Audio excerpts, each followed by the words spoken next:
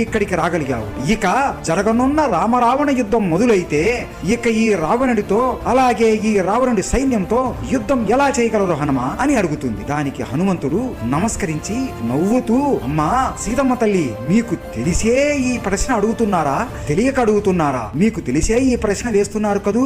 సాధారణంగా అంతఃపుర స్త్రీల దగ్గరికి పంపించేటప్పుడు రాజు తన దగ్గర ఉన్న వాళ్ళలో అందరికన్నా తక్కువ బలం ఉన్నవాడినే పంపిస్తాడు. మా రాజు సుగ్రీవుడి దగ్గర అందరికన్నా తక్కువ బలం ఉన్నవాడిని నేనే తల్లి.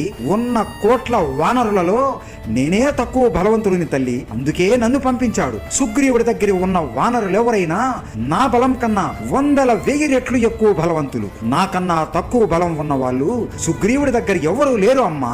నాకే వీళ్ళు మీకు పెడుతున్న కష్టాలు చూస్తుంటే ఒళ్ళు మండిపోతుంది. నా బదులు ఇంకెవరైనా వచ్చి ఉంటే ఈ లంకని నాశనం చేసి రావణుడిని ఇప్పుడే చంపేసే